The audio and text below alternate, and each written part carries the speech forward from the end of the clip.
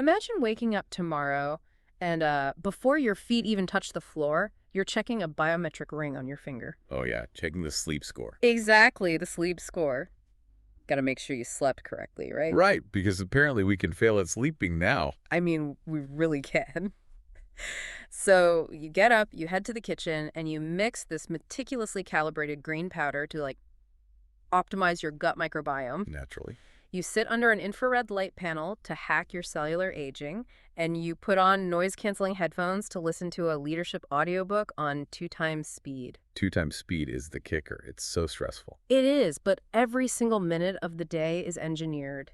You are tracking your macros, your screen time, your heart rate variability. Yeah, we live in a culture that basically treats the human being as a software program that desperately needs a patch update. That is exactly what it feels like. Yeah. The underlying message everywhere you look is that you must ruthlessly optimize your way into becoming the absolute best version of yourself. Right, the optimized self. But, and this is why we're doing this deep dive today, there is a massive philosophical blind spot in this entire pursuit. A huge one. What if this modern obsession with, growth is fundamentally flawed because it focuses entirely on polishing a temporary vessel? While completely starving the eternal passenger sitting inside of it. Yes. So, welcome to the deep dive. Today we are looking at some incredibly profound ancient source material. We're talking Vedic philosophy, concepts from the Bhagavad Gita, the cycle of samsara. And we are using these sources to totally step out of that modern self-help echo chamber. Right. And to be clear to you, listening right now, our mission isn't to preach or convert anyone to a new religion. No, not at all. This isn't about blind faith. Exactly. It's about taking this vast cosmic lens and applying it to the incredibly frustrating, beautifully messy life you are living right now. It really is a radically different, almost mathematically precise framework for interpreting why we suffer. Why we repeat the same mistake. Yeah, and what we are actually supposed to be doing with our time here. So we're going to explore how to figure out the exact lesson your soul was sent here to learn. The curriculum, basically. That cosmic curriculum. And later on, we're going to look at the mystical indicators that a soul is on its final cycle, approaching moksha, or liberation. Which is fascinating because it fundamentally alters how you process adversity. I know so. Well, the moment you stop viewing your life as a random series of chaotic collisions, or a corporate ladder you're failing to climb. Right. And you start viewing it as a highly individualized, incredibly stubborn classroom, everything changes. Everything. Your worst breakups aren't just bad luck. Your recurring financial panics aren't just economic happenstance. They are highly specific coursework. Coursework that you have to pass. Exactly. And the brutal truth about this cosmic school is that you cannot skip a grade. You can't just bribe the teacher. No. Until you understand the underlying lesson of the coursework, the universe will simply continue to generate the exact same test over and over again until you pass it. Okay, let's unpack this. Let's ground this by looking at a modern example from the sources. An archetype of someone who got it completely wrong. Oh, the Silicon Valley founder archetype. Yes. Let's call him David, just to keep it simple. Perfect. David. So David is the guy everyone wants to be. By all modern metrics, he is winning the game. He's at the absolute top of the self-growth pyramid. Right. He spent 20 years ruthlessly optimizing his reality. He built a tech startup from his garage, scaled it globally, and recently exited for 9 figures. A huge success story. Huge. He runs ultramarathons in the desert to prove his mental toughness. He reads 50 books a year. Probably all on leadership and productivity. Oh, entirely. And he funds longevity research because he literally plans to live to 150. So society looks at him and says, this is the pinnacle of human self-actualization. But when we look at the shadow side of David's life, the recurring patterns he can't biohack his way out of, a very different picture emerges. A much darker picture. Yeah. Because every time he builds a highly talented executive team, he inevitably detonates it. He alienates his top performers. Completely. Because he is totally incapable of trusting anyone else's competence. He micromanages to the point of suffocation. And on the personal front. He's on his 3rd divorce. Wow. And the root cause is always the same. He approaches relationships as operational inefficiencies to be streamlined. Right, like they're projects, not people. Exactly. He views his partners as acquisitions rather than equals. So he has constructed this impenetrable fortress of wealth, a biologically optimized physical body, and an ego the size of a planet. But internally, he is experiencing a profound creeping emptiness. So he hits his late 40s, maybe has a minor health scare that his biometric ring didn't predict. Which terrifies him. Oh, it completely sends him spiraling. Yeah. He realizes he's built a perfect suit of armor, but the person inside the armor is starving. So how does the philosophy of Samsara view a life like David's? Because society says he won.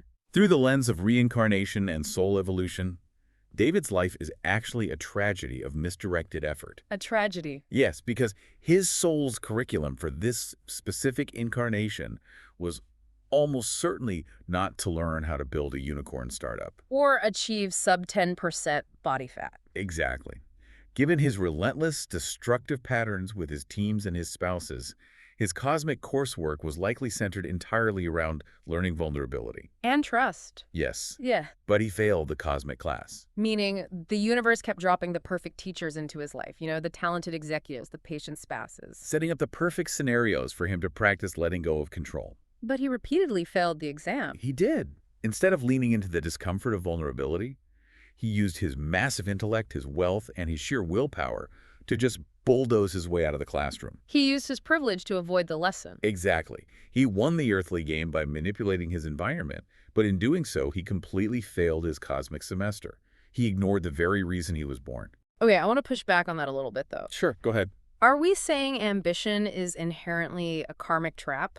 Like, if you succeed wildly in business, are you automatically regressing spiritually? No, not at all. The philosophy doesn't state that ambition or wealth are inherently evil. Okay, good. The trap is the attachment to them as the ultimate goal. It's using them to avoid your actual inner work. Got it. So what actually happens to someone like David if he dies without learning this lesson? Does he just get a bad grade? The mechanics of karma suggest it's much heavier than just a failing grade. Because David leans so heavily into hyper-independence and control, he has fortified the exact ego structures he was supposed to dismantle. Oh, wow. So he made the problem worse. Much worse. Therefore, he will have to reincarnate and repeat the class. But it won't be the same class, will it? No. Next time, the parameters of the test will likely change. The universe might place his soul into a vessel and an environment where his old tools... His wealth, his intellect. Right. Those might be entirely stripped away. So he might be born into circumstances of severe physical limitation or total dependency. Yes. Forcing his soul to experience the exact surrender and reliance on others that he spent his current life avoiding. Man, that reframes the entire concept of privilege and success. It really does. It makes you wonder, you know, how many billionaires or hyper-famous celebrities who are absolutely obsessed with their own mythology. The ones on the magazine covers. Yeah. It makes you wonder if they're actually gathering massive, dense karmic debt. Society applauds them, but internally they are actively digressing. Guaranteeing themselves incredibly difficult future incarnations just to untangle the mess they're making right now. It perfectly illustrates the grand illusion we are all warned about in the Vedic texts. We mistake the meticulous decoration of the vessel for the evolution of the occupant. Decorating the vessel. I love that phrasing. Which brings us to a really visceral concept from the sources that clarifies this exact dynamic. The distinction between the temporary vessel and the eternal soul. Right. The deha and the dehi. The sources use a few analogies, but let's build on the concept of deep-sea exploration because the physics of it maps so perfectly to this philosophy. The deep-sea diver analogy is incredibly precise for understanding how consciousness interacts with the dense material world. So imagine your soul is tasked with exploring the Mariana Trench. The deepest, most crushing environment on the planet. Exactly. Now, the soul itself is pure energy, pure awareness, but it cannot directly interact with the heavy, dense physical matter of the ocean floor. Because if you just jump in, the atmospheric pressure of the physical world will crush you instantly. You need an interface. So you are fitted with a highly complex, incredibly heavy atmospheric diving suit. A deha. Right? This suit has hydraulics, it has oxygen scrubbers, it has thick glass viewports. It is restrictive, it is clunky, and it requires constant maintenance. But it is the only way you can walk on the bottom of the ocean and experience that specific environment. And crucially, the suit receives sensory input from the environment and transmits it to the diver inside. So if a rock hits the suit, the diver feels the jolt. Exactly. So you're down there for decades, and over time, The salt water corrodes the joints of the suit. The metal gets deeply scratched. A valve starts sticking. The suit is undeniably degrading. But the fundamental realization, the thing we completely forget while we are down there in the dark, Is that the suit is not the diver. right. When the mission eventually concludes, the diver is pulled back to the surface. They unlatch the heavy, dented helmet, step out of the suit, and leave it behind. The physical body you see in the mirror, with its aging skin and its aching joints, is just the Deha, the diving suit built specifically for the pressure of Earth. And the silent, observing consciousness behind your eyes, the entity watching the face age in the mirror, is the Dehi, the eternal diver. The tragedy of our modern paradigm is that we spend our entire existence polishing the brass on the diving suit. We are terrified of every scratch, panicking over every rusted joint. Because we have suffered a profound amnesia. We have identified so deeply with the machinery of the suit that we actually believe when the suit breaks down, we cease to exist. Which perfectly sets up the next major psychological hurdle. The fear of death. Right. If the body is just a temporary atmospheric suit, how on earth do we reprogram our brains to view the inevitable decay and loss of that suit? I mean, the fear of death is the bedrock of almost all human anxiety. It is. To address that, the sources point us to a highly specific foundational text, the Bhagavad Gita. Chapter 2, verse 22, right? Specifically, yes. This verse doesn't just offer comfort. It attempts to completely dismantle the architecture of our existential dread by explaining the physics of transitions. What does the text actually say? Let's give the listeners the translation. The translation states, as a person puts on new garments, giving up old ones, the soul similarly accepts new material bodies, giving up the old and useless ones. As a person puts on new garments, it sounds so deceptively simple, almost casual. Just changing clothes. But if you actually internalize that, it rewrites the entire human experience. It pulls the rug out from under the fear-based industries that dominate our culture. Because we are terrified of the suit wearing out. But when you actively shift your internal framework to view the soul as an eternal traveler, an entity that has inhabited thousands of forms and will inhabit thousands more. The crushing weight of earthly anxieties begins to dissipate. Exactly. The goal of your existence shifts entirely. Oh, so? Because your primary directive is no longer the frantic preservation and optimization of the vessel at all costs. Right, you're not just trying to keep the suit pretty. The directive becomes extracting the necessary wisdom required by the soul while the vessel is still functional. You are wearing the suit to learn something specific, not to keep the suit pristine. I want to pause on that because it's incredibly actionable. Extracting wisdom rather than preserving the vessel. It changes everything.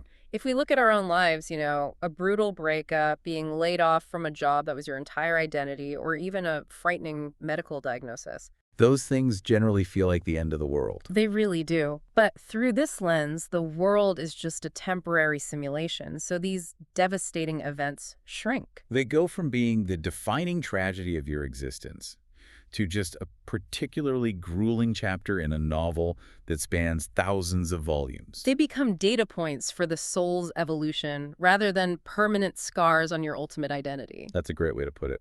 For everyone listening, the sources suggest a practical way to integrate this. We can call it the vessel check-in. I love this exercise. So think about the one thing you are stressing out about the most right now. Maybe you are working 70-hour weeks trying to get a promotion. Or you are deeply anxious about affording a larger house. Or you are obsessing over a really rigid diet regimen.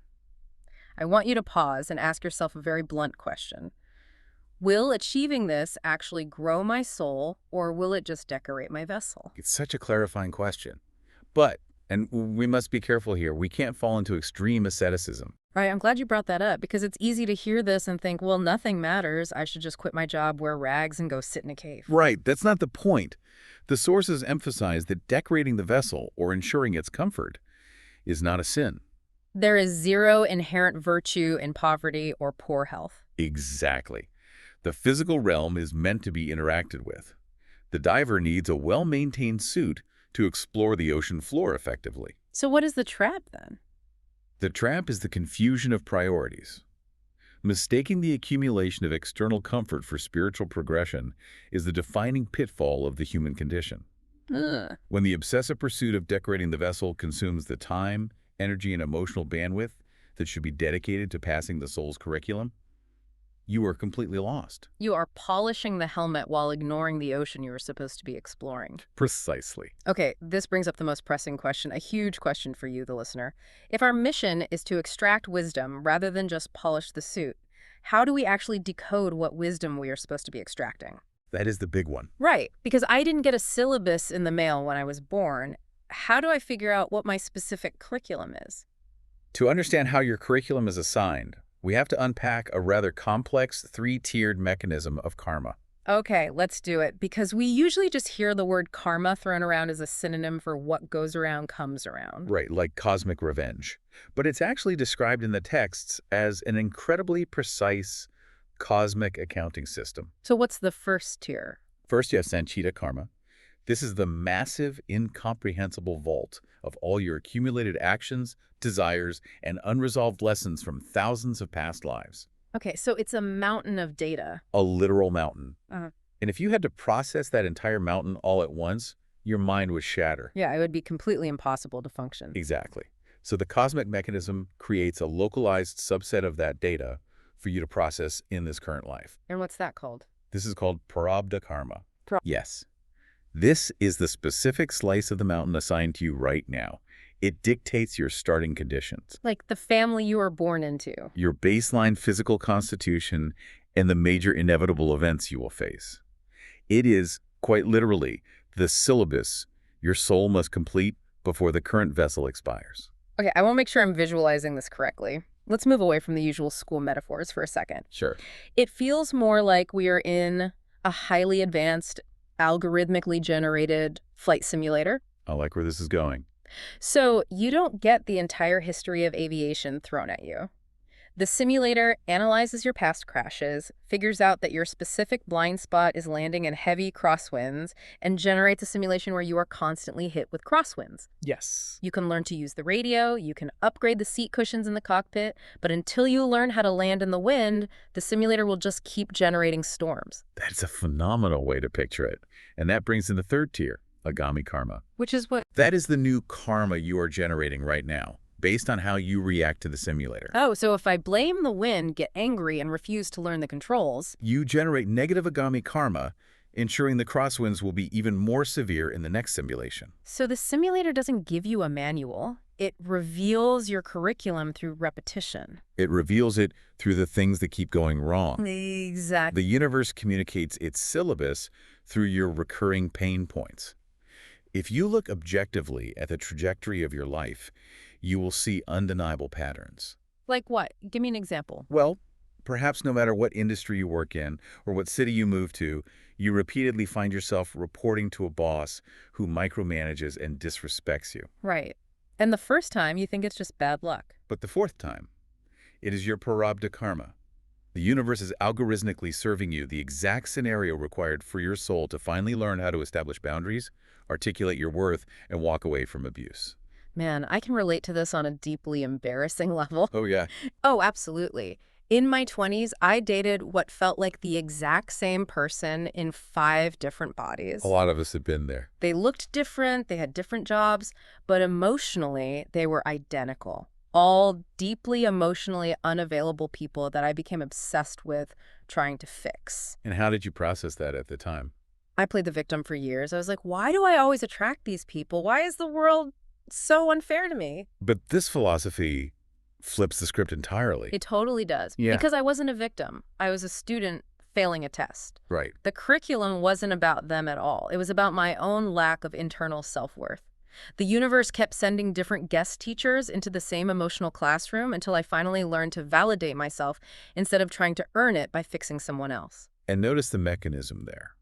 The faces change, the superficial circumstances change, but the underlying psychological tension remains perfectly constant. It's wild. The universe is infinitely patient. It will keep you in that exact same emotional classroom for decades or lifetimes until the lesson is integrated. This leads to an exercise from the sources we're calling the recurring theme audit. This is something everyone listening can do right now. Exactly. If you want to know what your prarabdha karma is, you can figure it out today. Look back at the 3 most painful, frustrating, or chaotic chapters of your life. Just take a mental inventory of those events. Now, and this is the really hard part, Force yourself to strip away all the external details. Ignore the specific people involved. Ignore who you feel was to blame. Look strictly for the internal through line. Did all three situations force you into a corner where you had to learn patience?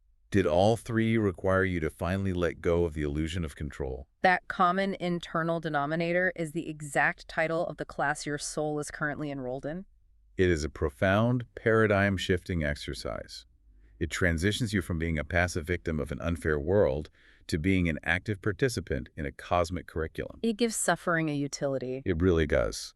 But, and this is where I need to step in and push back heavily on the sources, because while finding personal utility in our own struggles is deeply empowering, Applying this cosmic accounting system on a macro, societal scale raises some absolute ethical nightmares. huge nightmares, we have to walk into the minefield of how this philosophy can be twisted. It is a necessary and critical debate. The misinterpretation and weaponization of karma has caused immense historical and psychological damage. We have to explore these counter-arguments with absolute neutrality and rigor. So let's start with the most glaring issue: fatalism and apathy. Okay. If we accept the premise that everyone is experiencing their specific prarabdha karma, that their suffering is exactly what their soul requires based on past actions, doesn't this breed a terrifying societal apathy? It's a very valid concern. Because if I see someone starving or living under brutal systemic oppression, the darkest interpretation of this philosophy says, well, that is just the curriculum they're supposed to be enduring. Who am I to interfere with their soul's lesson? Well- It seems like the perfect philosophical excuse for the privileged to just ignore the marginalized. And that critique is historically accurate.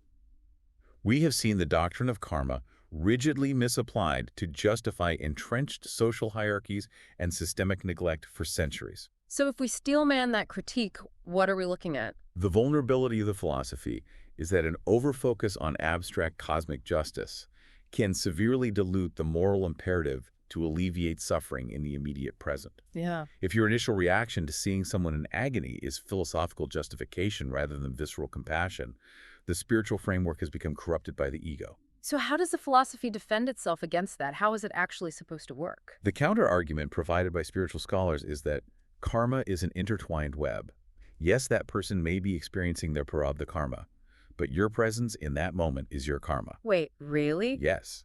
If you witness suffering and possess the capacity to alleviate it, but choose apathy disguised as spiritual wisdom, you are generating massive negative agami karma for yourself. Oh, wow. So the lesson the universe might be testing in that exact moment isn't just for the victim. No, it's a test of your compassion. True spiritual evolution demands action against injustice, but action taken without attachment to the egoic identity of being a savior. That is a crucial distinction. Let's move to an even more visceral critique, which revolves around the cruelty of choosing trauma. This is a tough one. It is. In a lot of modern, westernized spiritual circles, this ancient concept gets watered down into the toxic catchphrase, your soul chose this life to learn a lesson. I've heard that so many times. Right. And when you apply this logic to victims of horrific abuse, childhood trauma, or random acts of violence, it borders on grotesque victim blaming. It absolutely does. Telling a survivor of unspeakable cruelty that their soul needed to experience this for growth can be incredibly re-traumatizing. It shifts the burden of a crime onto the cosmic choices of the victim. It is the most philosophically agonizing tension in the entire framework. And this is where we have to introduce the concept of chaos and free will. Because not everything is a neat little lesson. Yeah. Exactly. We have to ask, is every single event that occurs on Earth a meticulously pre-programmed lesson authored by the universe? Or does the physical realm contain inherent chaos, driven by the collision of billions of entities exercising their own free will? Meaning someone else's dark, chaotic exercise of free will can intersect with your life and cause trauma that wasn't necessarily assigned to you. Yes. When a person uses their free will to inflict harm, they are generating devastating karma for themselves. But to neatly package every resulting tragedy as a lesson for the victim is to strip the universe of its terrifying unpredictability. It feels arrogant to assume we know why a tragedy happened. It is. When the doctrine of karma is wielded as a blunt instrument to explain away atrocities, it ceases to be a tool for inner liberation and becomes a mechanism for psychological harm. Right. It requires immense nuance to accept that while we can derive meaning from our suffering, we do not always attract or deserve the trauma inflicted upon us. That makes a lot of sense. And it brings us to the third major trap we see in the research, which is the spiritual ego. Oh, this one is rampant. We see this constantly in modern wellness culture. People go to a meditation retreat, read a few books, and suddenly they are speaking in hushed tones about being an old soul. Yes. They casually drop hints that they are likely on their final incarnation, looking down at everyone else who is just stressed out about their mortgage and their kids. The trap of spiritual materialism. It is incredibly deceptive because it looks like progress. But it's not. No. Ah, The sources highlight a fundamental paradox. Moksha, the ultimate liberation, absolutely requires the complete annihilation of the ego. It is the dissolution of the I. so Therefore, the very thought, I am more spiritually evolved than my neighbor, my soul is older, is an act of massive ego inflation.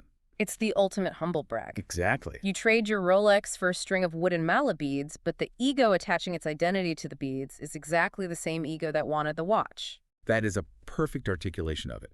And the tragedy is that very sense of spiritual superiority, the clinging to the identity of being enlightened, is the exact karmic density that guarantees you will be reborn. Wow. You are still bound by desire, the desire to be recognized as spiritually elite, the desire for moksha. If it is tainted by ego, ironically becomes the anchor that keeps you trapped in samsara. Okay, let's shift gears from the ethical debates and dive into the actual physics of this The system. mechanics are fascinating. We've talked about the diver and the suit, but how does the machinery of reincarnation actually operate? Because the sources outline 5 very surprising cosmic rules about how the cycle of samsara functions, and they challenge almost everything we assume about the afterlife. The ancient texts are remarkably granular when describing the mechanics of these transitions. It's presented almost as a spiritual physics. So rule number 1, the memory wipe. Yes. This is the first pushback anyone gives when discussing reincarnation. If the entire point of this cosmic school is to learn from my past mistakes, why can't I remember them? It seems counterintuitive. Yeah, why am I forced to take the test blind every single time? It seems incredibly inefficient. The Vedic framework explains the veil of forgetfulness, often associated with Maya or illusion, not as a glitch in the system, but as a mechanism of profound divine mercy. Divine mercy. How? Consider the neurological and emotional bandwidth of the human mind. In just one lifetime, we struggle to process the grief of losing a parent, a friend, or a child. Right. People go to therapy for decades for just one lifetime of trauma. Exactly. Mm. Now, imagine retaining the visceral memories of thousands of lifetimes. You would remember the agony of dying on battlefields, the guilt of betraying loved ones centuries ago, the grief of burying thousands of children. Oh my God, the sheer psychological weight of that accumulated trauma would instantly crush you. You wouldn't be able to get out of bed, let alone focus on learning patience with your current coworker. That makes total sense. So the memory wipe provides a clean slate. It isolates the variables of the experiment. It allows the soul to engage with the current curriculum without being paralyzed by the emotional baggage of eternity. But is the wisdom totally lost? No, the wisdom of the past is retained deeply in the subconscious as instinct and intuition, but the specific paralyzing details are mercifully erased. Okay, rule number 2, you are not always human. This one is humbling. I think we have a deeply anthropocentric view of the universe, assuming humans are the center of the spiritual story. But samsara includes all sentient life. The Hindu texts are very explicit on this point.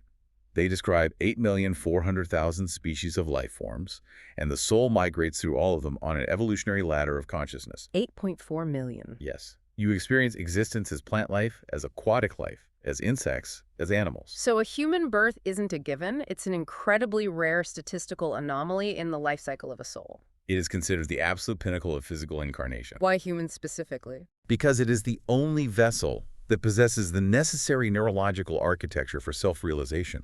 An animal is bound almost entirely by instinct and environmental conditioning. It cannot intentionally reflect on its own nature or actively seek to break the cycle of karma. Right, a tiger isn't meditating on its ego. Exactly. Only the human vessel has the prefrontal cortex, the consciousness required to observe its own existence, to question reality, and to intentionally seek moksha. So if you waste it, Squandering a human birth on trivial, ego-driven pursuits is viewed as a catastrophic missed opportunity. that really puts things in perspective. Okay, rule number 3, time dilation. This breaks our linear understanding of time. Because when we picture reincarnation, we usually think of a linear, instantaneous jump.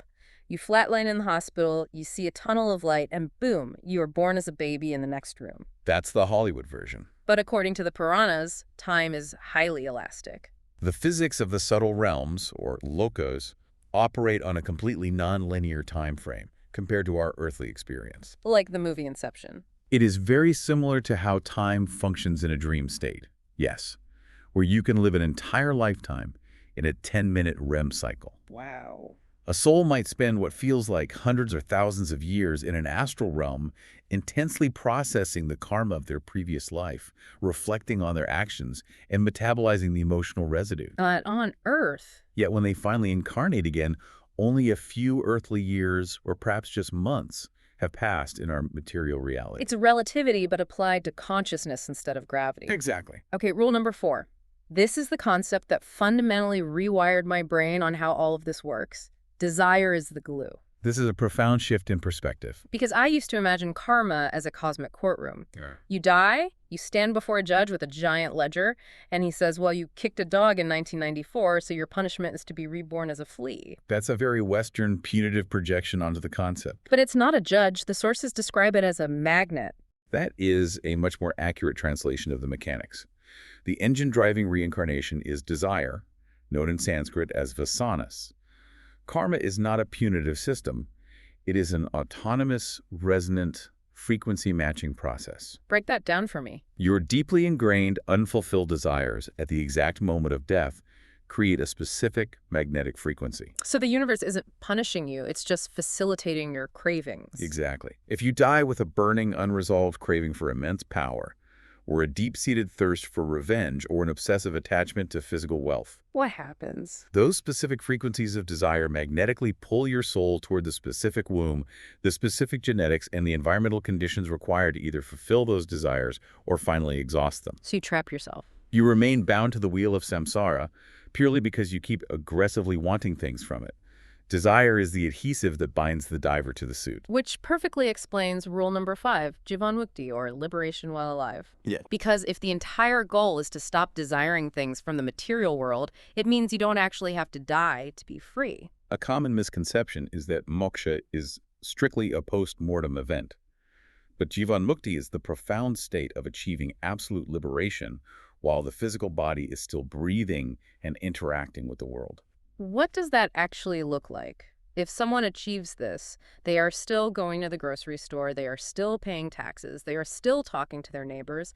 What is fundamentally different about their internal machinery? What has changed is that the engine of karma generation has been permanently shut off. They act in the world, but they practice nishkama karma, which is action without attachment to the fruits of the action. So they don't care about the outcome. They care, but they have no egoic desires for the outcomes of their work. They operate out of pure presence, duty, and unconditional love, without any selfish motive or need for validation. And because they want nothing for the ego. They generate zero new agami karma. They're simply coasting on the momentum of their past karma, like a fan that has been unplugged but is still spinning, until the physical body naturally drops away. And then what? At that moment, because there is no desire left to act as magnetic glue, the soul does not return. Okay, so how do you know if you are getting close to that state? That is the ultimate question we promise to answer for you listening. If you are living your life trying to extract wisdom, how do you know when you are finally approaching the exit? Well, the sages are very clear that there is no external scoreboard, no bell rings in the sky. No achievement unlocked notification. Exactly. But the sources outline 4 profound, unmistakable internal indicators that a soul's frequency is shifting toward its final cycle. Let's unpack those 4 signs. Indicator number 1, zero fear of death. Yes. Now, we discussed this intellectually earlier with the Gita, but at this stage, it's not just a philosophical concept you agree with. It is a visceral cellular reality. It is the absolute eradication of existential dread. You view the impending dissolution of the physical body not as a tragedy, not as a terrifying void, but with a quiet, profound sense of completion. Like finishing a long shift. The ancient texts use a beautiful analogy. It is the deep, comforting relief of taking off a pair of incredibly tight, heavy boots after walking in them for a very long day. I love that. You don't hate the boots, they protected your feet, but you're profoundly grateful to be stepping out of them. The relief of taking off the tight boots. Okay, indicator number 2. The loss of the desire to become. The Sanskrit term is varaya, deep spiritual detachment. And I have to say, in our modern culture, this is almost impossible to comprehend. Because our entire economic and social infrastructure is built on the manic desire to become. Right. Become wealthier, become a thought leader, become a partner at the firm, become a person who leaves a massive legacy. But as a soul approaches its final cycle, that ego-driven ambition completely evaporates. Is it like depression, though? No, and it is crucial to distinguish this from clinical depression or apathy.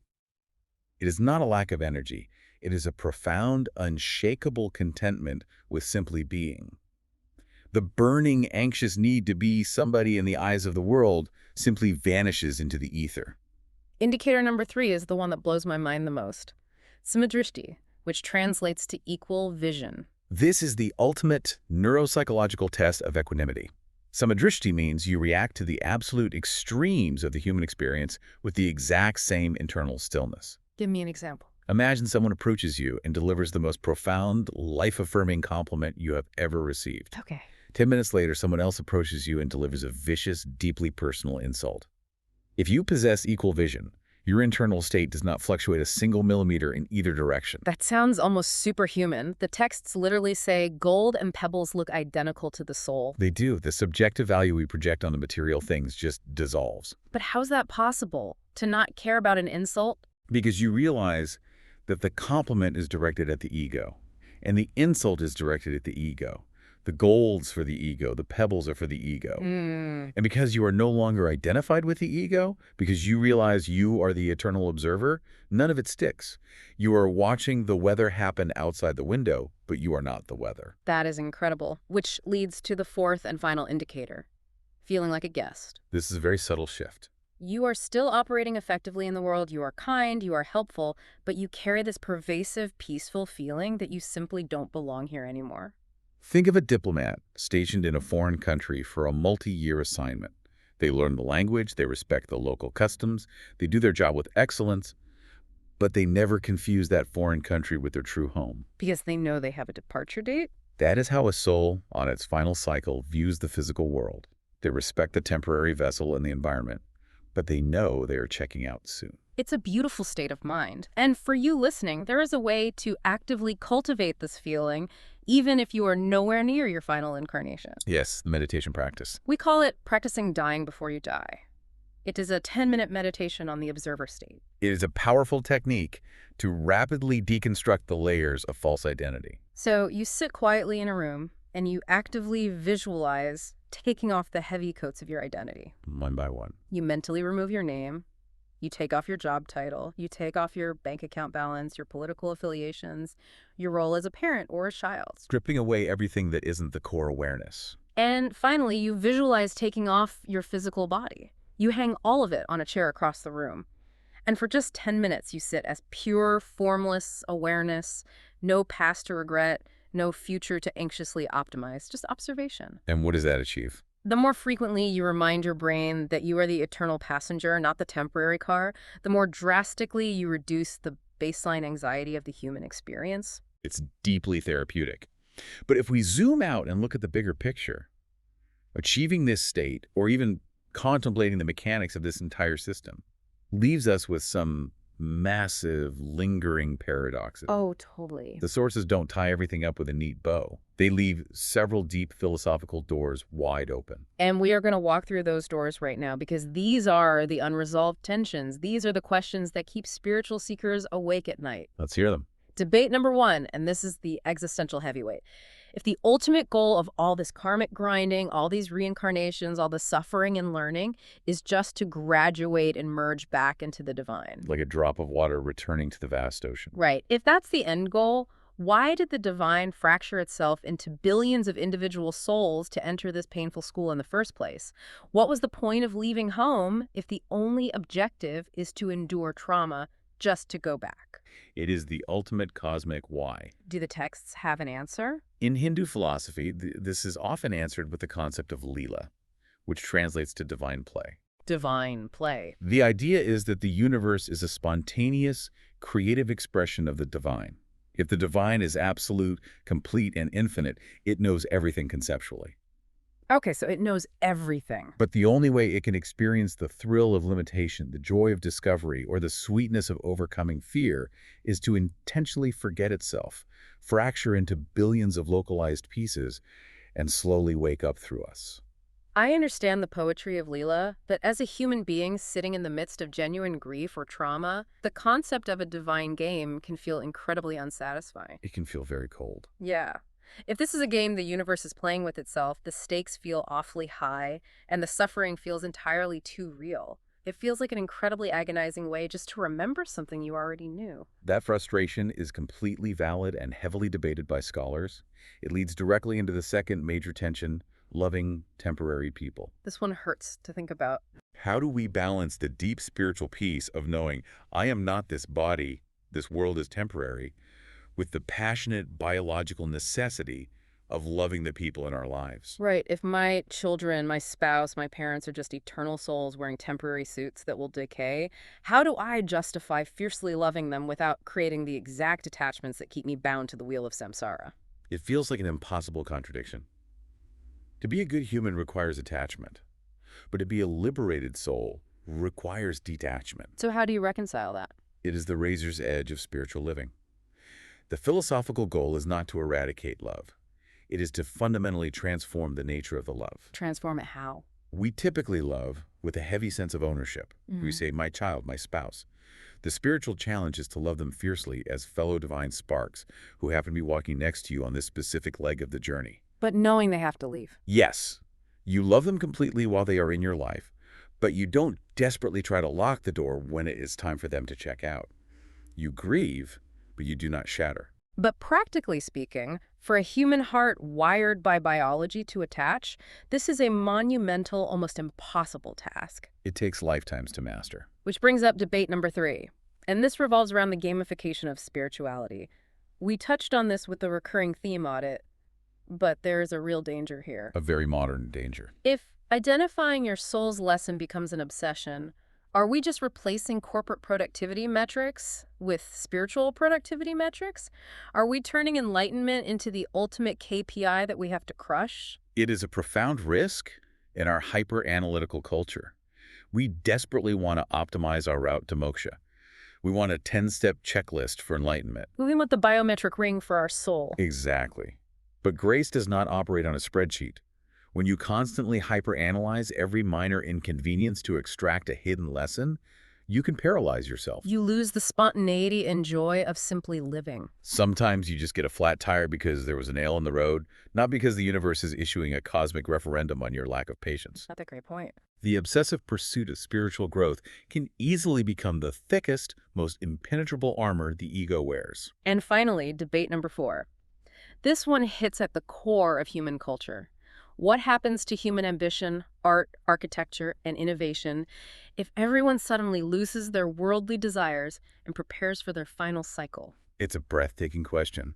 If the driving force of a liberated society is viraga, total detachment, does the music stop? Does the art disappear? Does profound beauty actually require earthly attachment and longing? If you look at human history, much of our greatest art, our most soaring symphonies, our most devastatingly beautiful poetry is born directly from longing. It is born from unfulfilled desire, from heartbreak. From the desperate human attempt to capture the fleeting temporary beauty of the physical world before it fades. So if everyone reached samadrishti, equal vision, where gold and pebbles look identically meaningless, would anyone bother to meticulously sculpt the gold? A society comprised entirely of fully liberated beings might be perfectly, flawlessly peaceful, but would it be profoundly stagnant? Or, conversely, would they create art not out of desperate longing, but out of pure, unattached, spontaneous joy? We simply don't know. We don't know. And perhaps that agonizing, beautiful tension between the temporary and the eternal is exactly what makes the human experience so incredibly rich. I think that's a fair assessment. So let's pull all of these threads together. We have covered a massive amount of cosmic territory on this deep dive. You really have. We started by realizing that this physical body, the resume, the ego you protect so fiercely, is just a heavy atmospheric diving suit you wear to explore the density of the material world. We examined how the universe is not a chaotic void, but a highly specific algorithmic classroom. We learned that your prarabdha karma, your current curriculum, is repeatedly revealed through your deepest recurring pain points. And we explored the mechanics of the memory wipe, time dilation, and the deep signs of a soul approaching graduation. The complete loss of the fear of death and the evaporation of the exhausting need to be a somebody. But the ultimate takeaway from all this source material is that this ancient knowledge is not a dogma to believe in. It is a tool. It is a profound psychological framework you can use right now to stop feeling crushed by your worldly failures. You are not a failing, broken human being. You are an eternal soul taking an incredibly difficult, highly specialized class. It shifts the entire gravitational pull of your existence. It really does. And I want to leave you with one final, deeply provocative thought to mull over as you go about the rest of your day. The final takeaway. We learned from the sources that your unfulfilled desires, your vasanas, at the exact moment of death, act as the magnetic glue that pulls you into your next specific physical incarnation. Yes. If that mechanism is true, take a hard, honest look at your internal life today, right now. What is the one secret burning desire you are harboring? What is that deep, toxic grudge you absolutely refuse to let go of? What is that desperate, unspoken craving for power or recognition or revenge? Because according to this ancient science, that exact emotional frequency is actively right in this very second, building the architectural blueprints for the physical body and the circumstances you will be trapped in next time. You must be incredibly careful what you wish for. You might just have to wear it. Exactly. Thank you so much for joining us on this deep dive into the soul's curriculum. Keep paying attention to the classes the universe is assigning you. Carefully examine the desires you are feeding, and we will see you on the next deep dive.